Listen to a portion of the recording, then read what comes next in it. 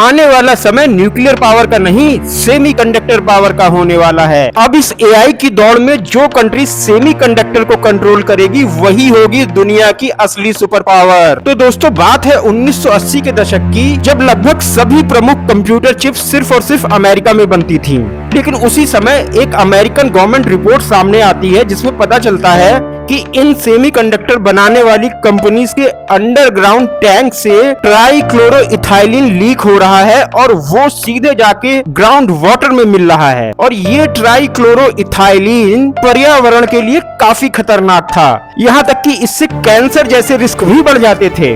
और इसीलिए 1980 के दशक में अमेरिकी सरकार कुछ कड़े कानून लाती है, यानी अब सेमीकंडक्टर कंपनीज के लिए एनवायरनमेंट क्लियरेंस लेना मैंडेटरी हो गया, जो कि काफी खर्चीला और लीगल पेपर वर्क से भरा हुआ काम था। और इसी अपॉर्चुनिटी को लपका ताइवान ने, और ताइवान की कंपनी TSMC यानी ताइवान सेमीकंडक्टर मैन्युफैक्चरिंग कंपनी ने अमेरिकन कंपनीज के सामने एक फैबुलस मॉडल पेश किया, जिसके तहत हम सिर्फ आपकी डिजाइन की गई चिप्स को बनाएंगे, अपनी खुद की कभी कोई चिप्स नहीं बनाएंगे। मतलब डिजाइन चोरी होने का रिस्क जीरो। और इसी पॉलिसी के चलते अमेरिका की लगभग सभी बड़ी कंपनी TSMC से अपना काम करवाने लग गई, जिससे TSMC को करोड़ों अरबों डॉलर का फायदा होता है। लेकिन उस फायदे को TSMC पूरा का पूरा रिसर्च एंड डेवलपमेंट में झोंक देती है। और यही कारण है कि आज की डेट में advance chips like 2 nanometre and 3 nanometre का 90% मैन्युफैक्चरिंग सिर्फ ताइवान अकेले करता है।